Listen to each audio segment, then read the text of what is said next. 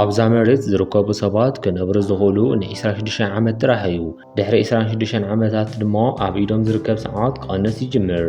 ኣብ ኢዶም ዝርከብ ናይ ዕድመ ሰዓት ቆፃሪ ድማ 1 ዓመት ጥራሕ እዩ ዝህቦም። 26 ዓመት ድማ ድሕሪ ምምልኦም ኩሎም ናብ ስራሕ ይኸዱ።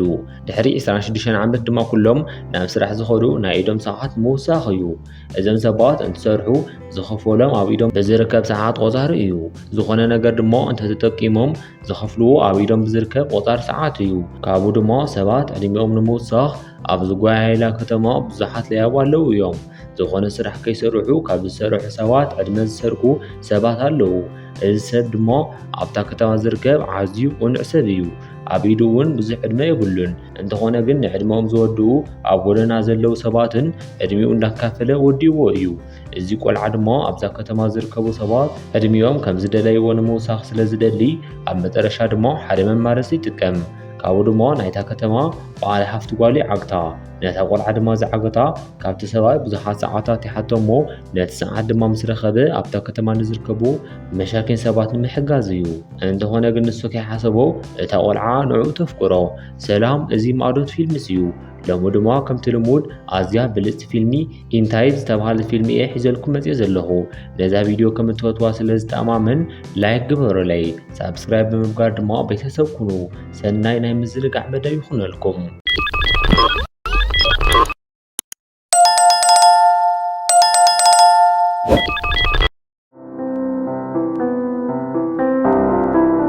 ፊልምና እንትጅምር ኣብ 21 እዩ። ሰባት 25 ዓመት እንትበፅሑ ንከይኣርጉ ብጀነቲክ ምህንድስና ዝተዳለወ ቴክኖሎጂ ኣብ ኩሉ ሰብ ተገጢሙ እዩ። ሓደ ግዜ ሰባት 26 ዓመት ምስ መልኡ ኣብ ኢዶም ዝርከብ ሰዓት ናብ ድሕሪት ክቆፅር ይጅምር። በዚ ምክንያት ድማ ሰባት ዝተፈላለዩ ስራሕ እንዳሰርሑ ናይ ኢዶም ሰዓት ክመልኡ ኣለዎም። ኣብታ ከተማ ዝርከቡ ሰባት ድማ ኣብ ኢዶም ዝርከብ ናይ ሰዓት መጠን ተጠቂሞም ኣብታ ከተማ ውሽጢ ይነብሩ። ኒው ግሪንች ዝተባሃለ ከባቢ ድማ ብዙሓት ሰብ ሃብቲ ዝነብሩሉ ከባቢ እዩ። ብኻሊእ ገጽ ድማ ጌቶ ዝተባሃለ ከባቢ ድኻታት ሰባት እዮም ዝነብሩሉ። ኣብዚ መንደር ድማ ዊል ዝተባሃለ ቆልዓ ምስ ኣዲኡ ራሂል ይነብር። ኣዲኡ ራሂል ድማ ንወዳ ኣብ ኢዱ ብዙሕ ሰዓት ዘይብሉ ንኻልኦት መሃብ ክገድፎ ትነግሮ። እንተኾነ ግን ዊል ንኻልኦት ሰባት ክነብር ከም ዘለዎ ይኣምን። ኣብ ኢዱ ሰዓት ከይብሉ ንሱ ግን ኣብ መንገዲ ዝተፀገሙ ሰባት ክረክብ ከሎ ይህቦም ነበረ። ኣብ ጎደና ድማ ሓንቲ ማያ ዝተባሃለት ቆልዓ ናብኡ ትመጽእ። ዊል ድማ ካብ ዘላቶ ዝተወሰነ ሰዓት ይካፍላ። መሬትና እንትቕየር ዊል ኣብ ሓደ ፋብሪካ ምስ ዓርኩ ቦሬል እንዳሰርሐ ከም ዝርከብ ንፈልጥ። ሰባት ኣብዚ ፋብሪካ ምስ ሰርሑ ኣብ ኢዶም ሰዓት ይምልአሎም። ኣብታ ምሽት ድማ ቦሬል ገንዘቡ ዘጥፍኦ ኣብ እንዳ መስተ ስለ ዝኾነ ዊል ንዑ ደው ንምባል ናብ ባር ይኸይድ። ቦሬል ድማ ዊል ምስ መፀ ንሄንሪ ከይዱ ንኸመስሉን ይእዝዞ። ሄንሪ ማለት በዓል ሃፍቲ እንትኸውን ኣብቲ ባር ንዘለዉ ሰባት ድማ ንኹሎም ነፃ ናይ መስተ ግብዣ ገይሩ እዩ። እንተኾነ ግን ዊል ናብ ሄንሪ ከይዱ የጠንቅቖ። ሰዓት ዝሰርቁ ሰባት ኣብዚ ከባቢ ስለ ዘለዉ ቀልጢፉ ካብዚ ንኽጠፊ ይነግሮ። እንተኾነ ግን ሄንሪ ናይ ዊል ዘረባ ይንዕቆ። ካብኡ ድማ ብዙሕ ከይደንጎየ ብፎርቲስ ዝምራሕ ሰራቂ ጉጅለ ኣብቲ ቦታ ይበፅሕ። ሄንሪ ድማ ሕጂ ንዊል ብዘይምስምዑ ይጠዓስ። እንተኾነ ግን ዊል ምንም ክገብር ስለ ዘይኽእል ገዲፍዎ ይወፅእ። ፎርቲስ ድማ ኣብ ኢዱ ዘሎ ሰዓት ሓደጋ ከየብፅሕሉ ንክህቦም ይሓትዎ። ሄንሪ ድማ ቅድሚ ምሃቡ ናብ ሸቓ ክኸይድ ከም ዝደሊ ይነግሮም። ዊል ድማ ነቲ ኣጋጣሚ ተጠቂሙ ነቲ ንሄንሪ ክሕልው ዝለኣኸ ሓላዊ ብምቕታል ነፃ ይውፅኦ። ኣብታ ምሽት ድማ ኣብ ሓደ ዝፈረሰ ህንፃ ይሕልፍዎ። ዊል ድማ ብዙሓት ዝተፀገሙ ሰባት እንዳሃለዉ ንምንታይ ገንዘባዊ እንዳመሰ ከም ዘጥፍኦ ክሓቶ ይጅምር። እንተኾነ ግን ሄንሪ ሕጂ ኣብ ኢዱ ልዕሊ 105 ሰዓት ኣለዎ። ካብኡ ድማ ክንዲ ሰዓት ምህላው ኣዝዩ የፅልኦ። ዊል ግን ሰባት ብምሕጋዝ ስለ ዝኣምን ብዙሕ ኣይተሓወሰን። እንተኾነ ግን ሄንሪ እውን ዊል ዝዛረቦ ነገር ግድ ኣይሃቦን።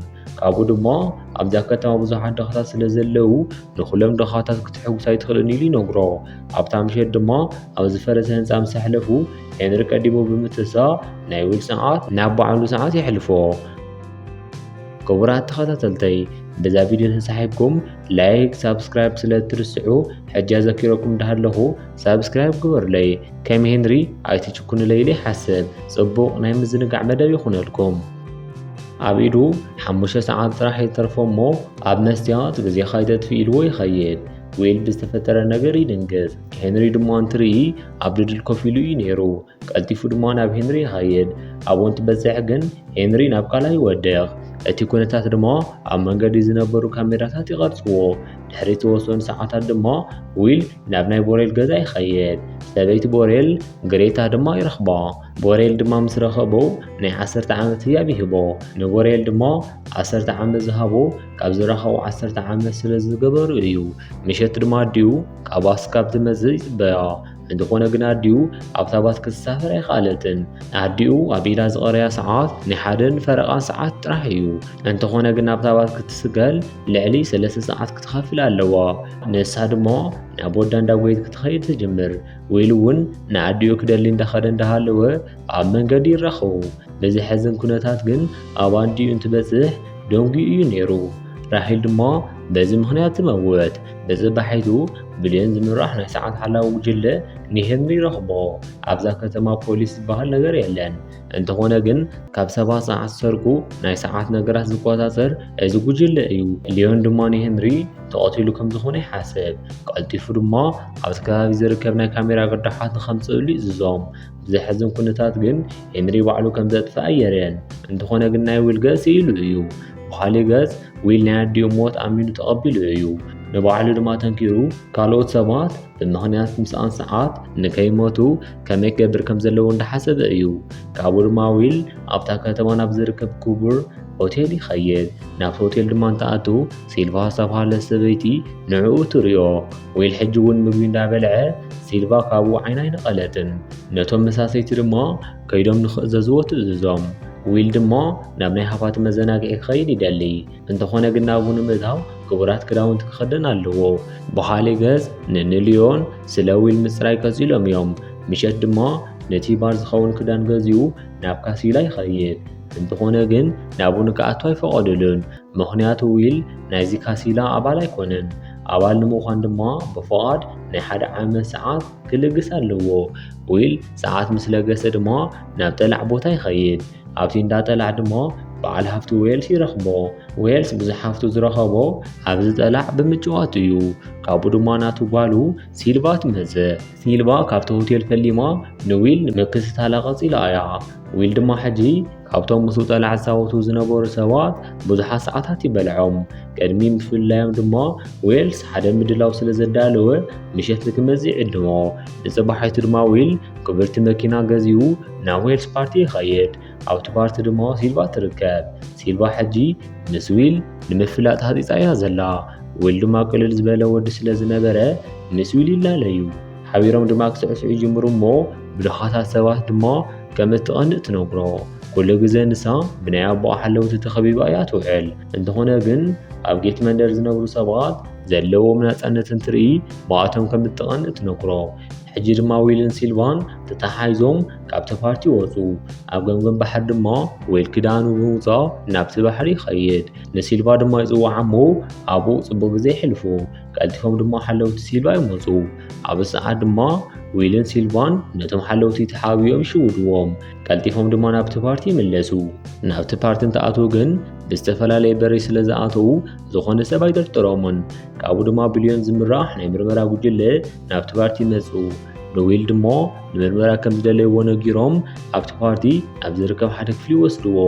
ንሄንሪ ድማ ሰዓቱ ሰሪቕኻ ቀቲልኻዮ ኢኻ ዝብል ክሲ ይበጽሐሉ። እንተኾነ ግን ዊል ከምዘይገበረ ይናገር። ንሊዮን ድማ ካብ ኢዱ ኩሉ ሰዓት ብምውሳድ 5 ደቂቕ ጥራሕ የቕሪሉ።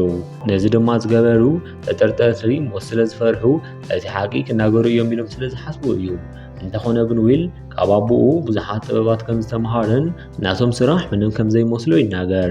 ካብኡ ድማ ንዕኡ ክሕልዎ ተኣዚዞም ዝነበሩ ሰባት ይቅጥቅጦም እሞ የምልጥ። ዊል ድማ ሕጂ ንጓል በዓል ሃፍቲ ሲልቫ ይሕዛ። ንሲልቫ ድማ ከም ዝለዓገታ ብምምሳል ካብቲ ፓርቲ የምልጡ። ሊዮን ድማ ኣዝዩ ስለ ዝሓረቐ ክከታተሎም ይጅምር። ዊል ግን ጎበዝ ገናሒ ስለ ዝነበረ ምስ ሓንቲ መኪና ክጋጨው ይገብሮ እሞ ነዚ ኣጋጣሚ ተጠቂሙ ድማ የምልጡ። ሲልቫ ሕጂ እውን ስለ ዝዓገታ ኣዝዩ ሕጉስቲ እያ ዘላ። እንተኾነ ግን ኣብ ቅድሚ ዊል ሕጉስቲ ከም ዘይኮነ ተመስል። ንዊል ድማ ሕጂ ካብቲ ከባቢ ንምጥፋእ ኣብ ዝፍትንሉ ሰዓት በቲ ናይ ከተማ ካሜራ ይረኣዩ እሞ ነዚ ካሜራ ድማ እንዳረኣዩ ኣብ ዝነበረሉ ሰዓት ኣብ ቤት ለያቡ ይወድቁ። ብፎርቲ ዝምራሕ ጉጅለ ለያቡ ድማ ካብ ሲልቫ ብዙሕ ሰዓታት ይሰርቁ። እንተኾነ ግን ፖሊሳት ኣብቲ ከባቢ እንትበጽሑ ቀልጢፎም ካብቲ ከባቢ ይኸዱ። ሲልቫ ድማ እንትነግህ ኣብ ኢዳ ዝነበረ ሰዓት ኩሉ ተሰሪቑ ትርኢ እሞ በዚ ሓሪቓ ድማ ንዊል ሓደ ነገር ክትሓቶ ትደሊ። ዊል ድማ ኣብ ኢዱ ካብ ዝርከብ ሰዓት ዝተወሰነ ይካፍላ። ንንልዮን እውን ኣብቲ ቦታ በፂሖም እዮም። ኣብ ልዕሊ ንንዊል ዝበፅሕ ሓደጋ ብለያቡ ምዃኑ ምስ ፈለጡ ነቶም ለያቡ ክሕዙ ይደልዩ። እንተኾነ ግን ነዛ ዝተዓገተት ቆልዓ ከስድሕን ኣለዋ። ብኻሊእ ገጽ ድማ ዊል ንቦሬል ንምርኣይ ናብ ናቶም ገዛ ይኸይድ እሞ ሰበይቲ ቦሬል ድማ ኣብ ከቢድ ሓዘን ኮይና ዓርኩ ከም ዝሞተ ትነግሮ። ዊል ድማ ሕጂ ካሊእ መማረፂ ስለ ዘይሰኣነ ሲልቫ ዝገበረቶም ክቡራት መጋየፂ ንምሻጥ ይውስን። ኣብ መሸጢ እንዳ መጋየፂ እንትበጽሑ ድማ እቶም ሰባት እንዳዓፀው እዮም ነይሮም። እንተኾነ ግን ዊል ኣብ ኢዶም ዘለዎም ሰዓት ይውድኡ ከም ዘለዉ ይናገሩ። እቶም ሰባት ድማ ንዊል ኣብ ከቢድ ፀገም ከም ዘለዉ ምዃኖም ስለ ዝፈለጡ ነቲ ክቡር መጋየፂ ብንእሽተይ ሰዓት ይቕይርዎም። ዊል ድማ ሕጂ ናይ መንገዲ ስልኪ ተጠቂሙ ናብ ዌልስ ይድውል። ሊዮን ድማ ኣብ ናይ ዌልስ ገዛ ስለ ዝነበረ ናብ ዌልስ ስልኪ የልዕሎ። ዊል ድማ ነታ ዝተሓገተት ቆልዓ ቀልጢፉ ንኽለቃ ከጥንቆ ይጅምር። እንተኾነ ግን ዊል ነዚ ኩሉ ነገር ብኸምዚ ቀሊል ነገር ከም ዘይፍንዎ ይናገር። ሲልቫ ድማ ሕጂ ዊል ምስ ኣዲኡ ናብ ዝነበረሉ ዝነበረ ቦታ ይኸዱ። ሲልቫ ድማ እትቐየሮ ክዳን ስለ ዘይነበራ ናይ ኣዲኡ ራሂል ክዳን ትኽደን። ሲልቫ ስለ ኣቦኡ ትሓቶ። ንሱ ድማ ኣቦ ኣበይ ከም ዘሎ ከም ዘይፈልጥን ግን ድማ ካብ ኣቦኡ ብዙሓት ብልሓታት ከም ዝተምሃረ ይነግራ። ኣቦኡ ኣብቲ ግዜ እፅዋት ጠላዒ እዩ ነይሩ። ካብኡ ድማ ዝተምሃሮ ሓደ ብልሓት ከም ዘሎ ይነግራ። ኣብ ፈለማ ዊል ኣብ ኢዱ ዝነበረ ሰዓት ኩሉ ናብ ሲልቫ ይሕልፈላ። ሲልቫ ድማ ናይ ዊል ሰዓት እንዳተወድአ እንትመጽእ ስለዚ ሰዓብ ዘሎ ኣዝያ ትሕጓስ። እንተኾነ ግን ዊል ክትፈዝዝ ዝገብራ እሞ ሙሉእ ንሙሉእ ሰዓት ኣይሰርቃ። ካብ ኣቦኡ ዝተምሃሮ ምስጢር ድማ ነዚ ምዃኑ ይዛረባ። ሕጂ ድማ ኣቦ ኣበይ ከም ዘሎ ከም ዘይፈልጥን ምናልባት ድማ ብጠልዓ ሰዓቶም ዝበልዖም ሰባት ቀቲሎም ክኾኑ ከም ዝኽእሉ ይነግራ። ንጽባሒቱ ድማ ዊል ዝነበሮም ዕዳግ ኩሉ እንትኸፍል ኣብ ኢዱ ዘሎ ሰዓት ንኽውዳእ ይቃረብ። ሲልቫ ድማ ንግሆ እንትትስእ ኣቦኣ ናይ 10 ዓመት ሰዓት ከም ህያብ ሂብዋ እዩ። ኣብ ገዛ ኮይኖም ድማ ንደገ እንትርእዩ ብዙሓት ሰባት ብሕፅረት ሰዓት ተጸጊሞም ይርዩ። ቅድሚ ሕጂ ድማ እዞም ድኻታት ሓገዝ ዝረኽብሎም ዝነበሩ ድንኳናት ተዓጽየን እየን። ዊል ድማ በዚ ዝፍጠር ዘሎ ምኽንያት ንሲልቫ ምቹዓት ስለ ዘይህባ ሲልቫ ናብ ገዛ ክትኸይድ ይነግራ። እንተኾነ ግን ሲልቫ ከም ዘይትኸይድ ብምንጋር ኣቦኣ ብግፍዒ ዝሰርሖ ሰዓታት ምስኡ ኮይና ከም እትሰርቆ ቃል ተኣተወሉ። ሲልቫ ካብ ዝረኣየቶ ሰዓት ጀሚሩ ፈትዋቶ ስለ ዝነበረት ከንፈሩ ትስሕሞ። ፈረንጂ ረኣይዎ ካብ ዝረኸቡ ክልተ መዓልቲ እዮም ገይሮም ዘለዉ። ከንፈር ንከንፈር ድማ ይሰዓዓሙ። ሓበሻና ግን ላይክ ሳብስክራይብ ምግባር ይኸብዶ። በሉ ኣዘኪረኩም እንዳሃለኹ ነዛ ቪድዮ ላይክ ነዛ ቻናል ድማ ሳብስክራይብ ግበሩለይ። ሲልቫና ንዊል ድሕሪ ምስዓማ ዊል ንበዓላ ክትሕሉ ሓደ ሽጉጥ ሂባ እሞ ስልኪ ንምድዋል ትኸይድ። ኣቦኣ ድማ ስልኪ ብምልዓል ቀልጢፋ ናብ ገዛ ንክትምለስ ይሓታ። ኣብ ሰዓት ድማ ሲልቫ ስልኪ እንዳደወለት እንዳሃለወት ሊዮን ይመዝእ። ሲልቫ ድማ ቀልጢፋ ንሊዮን ኢዱ ትሃርሞ። ዊል ድማ ካብ ሊዮን ሰዓት ክሰርቕ ይብል። እንተኾነ ግን ኣብ ናይ ሊዮን ኢድ ዘሎ ሰዓት ንእሽተይ ስለ ዝኾነ ዊል ካብ ዘለዎ ሰዓት ይህቦ እሞ ናቱ መኪና ሒዞም ይጠፍኡ። ናይቲ ከባቢ ሰባት ድማ ከም ሊዮን ዝበለ ሰነፍ ናይ ሰዓት ሓላዊ ከም ዘየድልዮም ይናገሩ። ቀጥቅዕዎ ድማ እንትብሉ ናይ ሊዮን መሳርሕቲ መፂኦም ብመኪና ይወስድዎ። ንዊል ድማ ናይ ሰዓት ሓለውቲ መኪና ሒዞም እንዳተንቀሳቐሱ እዮም። ሲልቫ ድማ ንዊል በዛ መኪና ምኻድ ከም ዝጸላቶ ትነግሮ። ንሓንቲ ዓባይ ሰበይቲ ደው ኣቢሎም ድማ ዝነበራ መጋየፂን መኪናን ይወስዱላ። ኣብቲ መኪና ድማ ብቴሌቪዥን ዊልን ሲልቫን ተደለይቲ ምዃኖም ይርዩ። ዊል ድማ ንሲልቫ ካብ ዝገደደ ንከይመፃ ናብ ገዛ ንክትኸይድ ይሓታ። እንተኾነ ግን ሕጂ እውን ሲልቫ ካብኡ ክትፈለፍ ፈቃደኛ ኮነትን። ብኻሊእ ገጽ ሊዮን ናብ ዌልስ ይመጽእ እሞ ጓሉ ድማ ገበነኛ ከም ዝኾነት ይነግርዎ። ወሲኹ እውን ናብ ኢዱ ከም ዝተኮሰትሉ ገበነኛ ድማ ንከምልጥ ከም ዝሓገዘትን ይነግሮ። ሕጂ ድማ ልዕሊ ዊል ከም እትድልአ ድማ ንዌልስ ክፈልጥ ይገብሩ።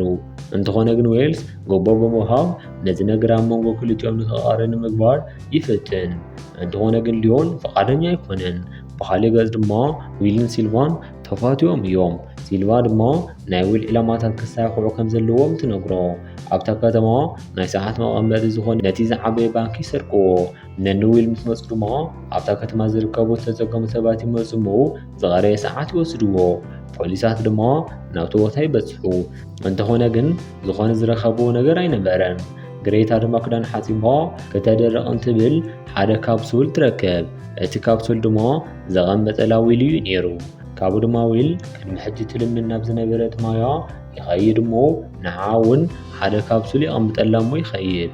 ዊልን ሲልቫን ሕጂ ብሰረቕዎ ሰዓት ብዙሓት ድኻታት ብዙሓት ሰዓታት ይረኽቡ። ብኻሊእ ገጽ ድማ ሰብ ሃፍቲ ኣታዊኦም ይቐንስ። ምኽንያቱ ድማ ድኻታት ሰባት ነፃ ሰዓት ስለ ዝረኸቡ ናብኦም መፂኦም ኣይሰርሑን። ጽቡሒቱ ድማ ብፈርቂ ዝምራሕ ናይ ስርቂ ጉጅለ ንሓደ ሰብ ንምስራቅ ይፍትን። እንተኾነ ግን እቲ ቆልዓ ሽጉጥ ብምውፃእ የፈራርሖም። ፎርኪስ ድማ ቀልጢፉ ካብቲ ቦታ ንክንቀሳቐሱ ንጉጅሉ ይነግሮም። እንተኾነ ግን ነቲ ቆልዓ ምፍዛዝ ሪኡ ብድሕሪቱ ወቂዑ ይቆትሎ። ፎርኪስ ድማ ናይቲ ቆልዓ ሰዓት እንትርኢ ብዙሓት ሰዓታት ከም ዝነበረ ይርኢ እሞ ናይቲ ቆልዓ ሰዓት ከይሰረቕዎ ምቕታሎም ድማ ይሓርቁ። ብኻሊእ ገጽ ዌልስ ጓሉ ሲልቫ ኣብቲ ስርቂ ከም ተሳተፈት ይርኢ። ዌልስ ድማ ነዚ ኩሉ ሃፍቲ ካብ ድኻታት መንፂኡ ከም ዝኣከቦ እንተፈሊጣ መፅያን ከይተቆትሎ ይፈርሕ። ብኻሊእ ገጽ ሚልዮን ዝምራሕ ናይ ሰዓት ሓላዊ ናይ እኒ ዊል ዝነበረ ኣፓርታማ ይረኽቦ። እንተኾነ ግን ቅድሚ ንሚልዮን ምምፅኦም ዊል ንሲልቫ ብምሓዝ ካብቲ ህንፃ ይምልጥ። ዊል ድማ ነዚ መንደር ካብ ግዜ ቁልዕነቱ ስለ ዝፈልጦ ብቐሊሉ ካብ ሊዮን የምልጥ እሞ ናብ ባስ ይኣቱ። እንተኾነ ግን ናብቲ ባስ እንተኣትዉ ንዊል ተደለይቲ ገበነኛታት ምዃኖም ይፈልጥ። ክጥቆም እንትብል ድማ ዊል ብዙሓት ሰዓታት ብምሃብ ስቕ ንኽብል ይገብሮ። ድሕሪ ነዊሕ ጉዕዞ ድማ ንዊል ናብ ሓደ ሆቴል ይኣቱ። ዊል ድማ ኣብቲ ሆቴል ዝርከብ ኩሎም ክፍልታት ይካረዩ እሞ ነታ ጋሻ ተቐባሊት ድማ ዝኾነ ሰብ ናብ ውሽጢ ንከይኣቱ የጠንቀቓ። ፎርኪስ ድማ ናብቲ ሆቴል እንትመጽእ ዝኾነ ሰዓት ከም ዘየለት ነግሮ። እንተኾነ ግን ፎርኪስ ዊልን ሲልቫን ናብቲ ሆቴል ርእይዎም እዩ። ፎርኪስ ድማ ናይቲ ሆቴል ሰራሕተኛታት እስካብ ዝወፁ ተጸቢዩ ይዓግቶም። ስለ ዊልን ሲልቫን ዝፈልጥዎ ነገር እንተሃልዩ ይሓቶም። እንተኾነ ግን ዝኾነ ሓበሬታ ክረኽቡ ኣይከኣሉን። ፎርኪስ ድማ ነዞም ሰራሕተኛታት ንምፍርራሕ ካብ ማእኸሎም ነቲ ሓደ ይቆትሎ።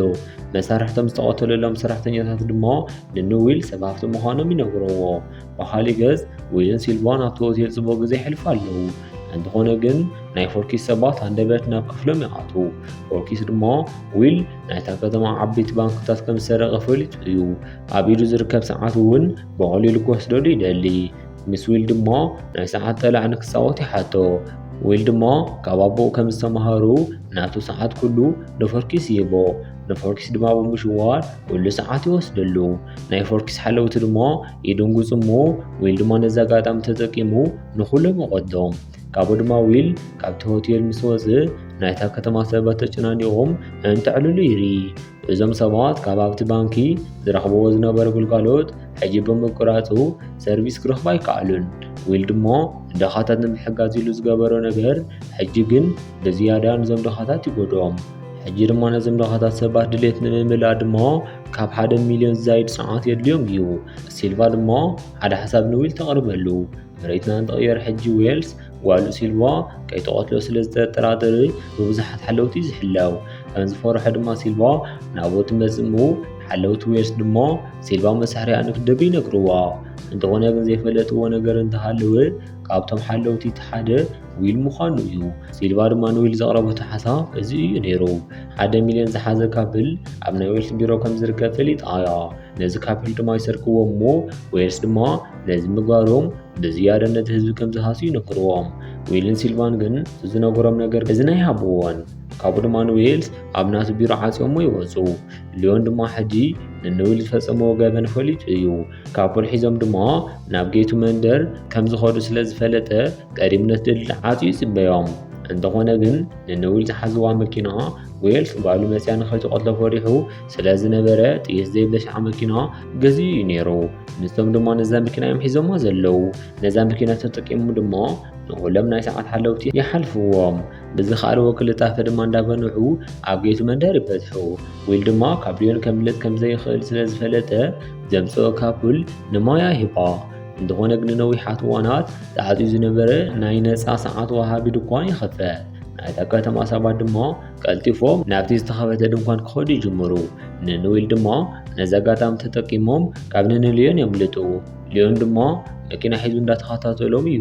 ድሕሪ ደው ምባሉ ድማ ንዊል ናብ መኪና ንክኸዱ ይእዝዞም። ዊል ድማ ናብ መኪና ምኻድ ከም ዘየድልዮምን ኣብዚ ክመቱ ከም ዝኽእሉ ይነግሮ።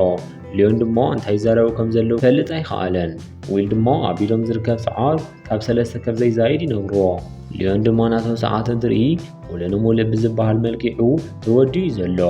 ሊዮን ድማ ኣብ ቅድሚ ሲልቫን ዊልን ይመወት። ንዊል ድማ ተስፋ ስለ ዝቆረፁ ክሞቱ ምዃኖም ድማ ስለ ዝኣመኑ ንመጨረሻ ግዜ ይሰዓዓሙ። እንተኾነ ግን ዊል እንትዝክር ኣብ ናይ ሊዮን መኪንኦም ናይ ሰዓት መወሰኺ ኣሎ። ናብ ናይ ሊዮን መኪና ድማ ብምኻድ ዝተወሰነ ሰዓት ይወስድ እሞ ናይ ሲልቫ ሂወት ድማ ንምድሓን ናብ ሲልቫ ጎይ ይጅምር። ተሳኺዑሉ ድማ ሲልቫ ቅድሚ ምሟት የድሕና። ሕጂ ድማ ኣብታ ከተማ ዘለዉ ሰብ ሃፍቲ ኩሎም ይኸስሩ። ኩሉ ሰብ ሃፍታም ኮይኑ እዩ። ምክንያቱ ንዊል 1 ሚልዮን ሰዓት ዝሓዘ ካቡል ሂቦሞም እዮም። ቅድሚ ሕጂ ድማ ኣዝዮም ድኻታት ዝነብሩሉ ከባቢ ናብ ጉርጅ ይኸዱ። ብኻሊእ ገጽ ድማ ናይ ሰዓት ሓለውቲ ዝተባሃሉ ሰባት ድማ ካብ ስርሖም ይስገቡ። ሕጂ ትካላት እንዳኻሰሩ ስለ ዝኾኑ ዝኾነ ሰብ ደሞዝ ክኸፍሎም ኣይከኣልን። ካብኡ ድማ ምሬትና ሲልቫን ዊልን ተደለይቲ ምዃኖም ስእሎም ኣብ ቴሌቪዥን ንሪኦም። እንተኾነ ግን ዊልን ሲልቫን እስካብ ሕጂ ዝኾነ ሰብ ክሕዞም ኣይከኣልን። ንሳቶም እውን ዓበይቲ ዝተባሃሉ ባንክታት ምስራቆም ደው ኣየበሉን። ፊልምና ድማ ኣብዚ ትውዳእ። ነዛ ፊልም እንተፈቲኹማ ላይክ፣ ነዛ ቻናል ድማ ሳብስክራይብ ብምግባር ቤተሰብ ኩኑ።